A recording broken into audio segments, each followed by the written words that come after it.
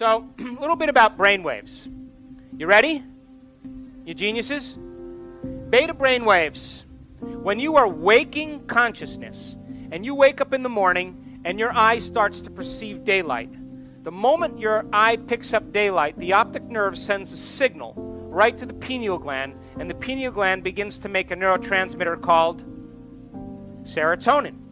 And serotonin is the daytime neurotransmitter, and it creates excitatory function in the brain. And the moment the brain begins to fire in serotonin, you begin to pay attention to your outer world, and the brain perks up. And now the brain's job is to create meaning between the outer world and the inner world. And the way it does that is it uses its senses. And it's thinking about how it feels, if it's tired, if it's hungry, who's a threat, who they like, what things they have to do. And as that starts to happen, the brain waves in the neocortex, or the thinking brain, where conscious awareness exists, is very fast. Are you with me?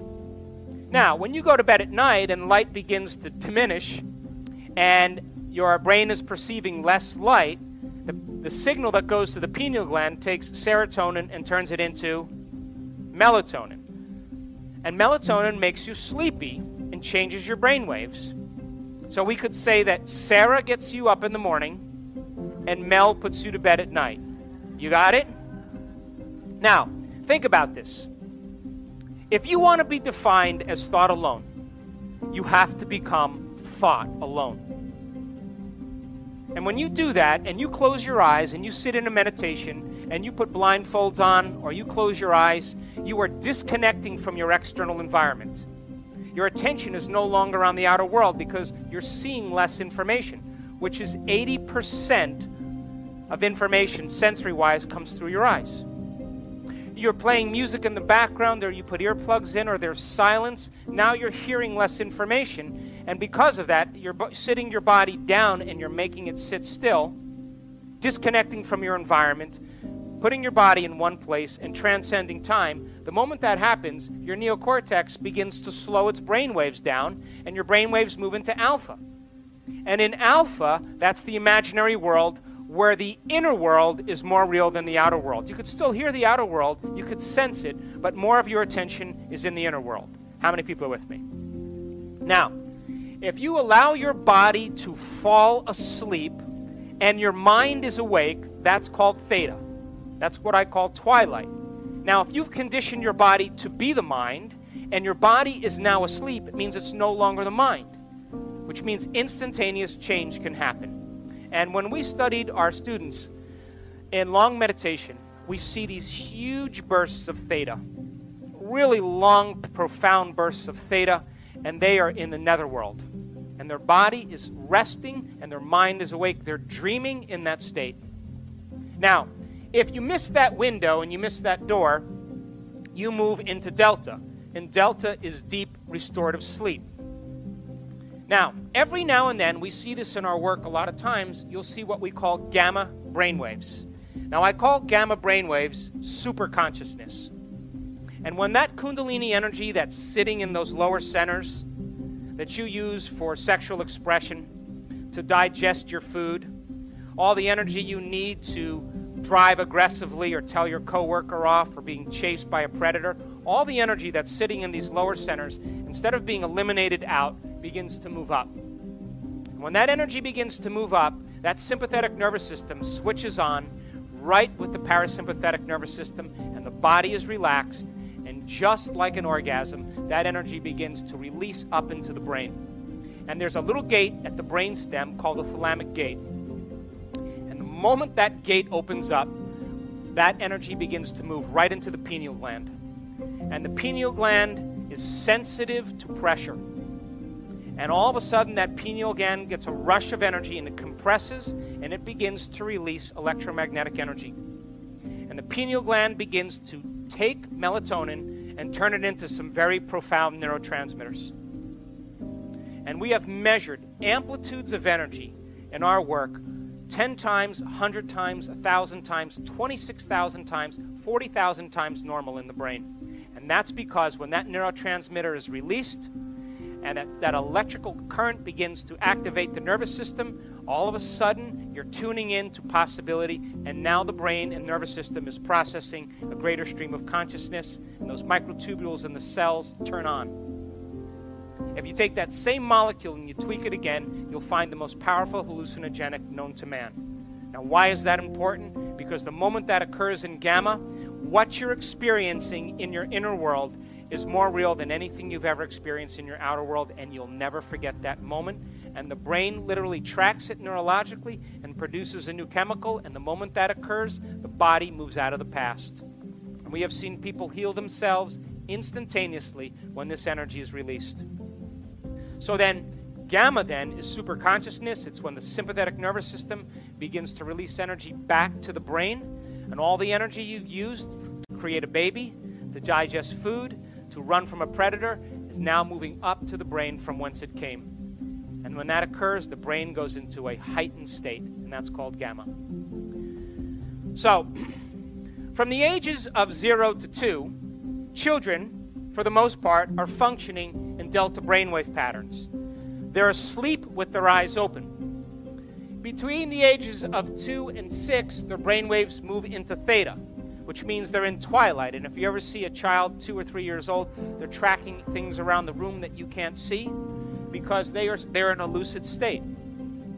Now, between the ages of 0 and 6 years old, their brain is completely in the subconscious state, and all of their attention is on their inner world and not on their outer world. As they begin to learn the laws of the environment, their brainwaves move into alpha. So for the first 6 years of their life, they're in an imaginary state. And so then in alpha, they pretend, they play, they begin to interact with their outer world, and they're paying attention to their inner world. And so as they begin to learn from different things in their environment, they notice a change in their internal chemical state. They're altered in some way. It wakes them up, and they pay attention to whoever or whatever caused that. And because their awareness is now going more on their outer environment, their brainwaves move into alpha. After the age of 12, the door kind of shuts, and now they move into beta consistently. And beta, as I said, is when the outer world is more real than the inner world. So most of you, but not all of you, are functioning for the most part in low-level beta. You're relaxed and you're paying attention to what I'm saying, and because you're relaxed and paying attention, your brain is not threatened in any way, and you're absorbing information. But here's what most of you do when I'm developing a concept or an idea, and you find it particularly interesting. You go from beta to alpha, and you go like this. And the moment you do that, you're consolidating that information neurologically in your brain. And so in order for you to learn, you have to switch from beta to alpha. Now, if I said to you, oh my God, I forgot to tell you, there's a 50-question test that you have to take before you leave. And if you can't pass it, you have to stay in here till tomorrow. Your brain would perk up a little bit more, and you'd start paying attention, like we took the light bulb and made it a little bit brighter. But when you are freaked out and emotional or anxious or fearful or angry, you move into high-level beta. And look at high-level beta compared to mid-range beta. It's twice as high. Now, in this state, you understand that it's not a time to learn. It's not a time to trust. It's not a time to communicate. You're not going to say to the predator, "Come here, sweetheart. I trust you," if it's a lion. You're not going to do that, right? You're less likely to trust in that state. And when those chemicals are running, there'll always be a gap between the way things appear and the way things really are. And if you act during that refractory period, you'll always say the same thing. I should have never said that. I should have never done that. I should have never thought that. I should have never sent that nasty email, because you were altered in that state. So we can't learn in this state because no new information will come into your nervous system that isn't equal to the emotion that you're experiencing. So most people take drugs, or they overdo something, or drink alcohol to sedate the body, to relax it so they can drop down those stages. So the job then is to enter the kingdom of heaven. You have to become like a child again. You with me? So let this circle represent your mind. And when you're born, you're totally subconscious mind. How do we know that? Because we just studied the brain waves, and for the first 7 to 12 years of your life, your brain is in a subconscious state. And you learn by these positive and negative identifications and associations. So our groove then is to go from beta to what? And we would call that alpha 2 and theta 2. And we could say then that beta and alpha represent the conscious mind, and alpha, theta, and delta represent the subconscious mind. How many people are with me? Gamma superconsciousness, it doesn't fit in that model. Now, take a look at this. When you're living by the hormones of stress, you produce very incoherent brainwave patterns because different compartments are not working together because it's not a time to communicate. It's time for emergency. And when you measure those brainwave patterns, they're very incoherent. When you begin to connect to source, when you truly allow that consciousness, your subjective free-willed consciousness, to merge with that objective consciousness, which is a loving intelligence and intelligent love, and you begin to merge with it, different compartments of your brain that were once divided begin to work together and synchronize. And when that occurs, you start to feel whole, you start to feel more love for your life, you feel more spontaneous, more poised, you feel clear, you trust in the universe because your brain is now functioning in a holistic state.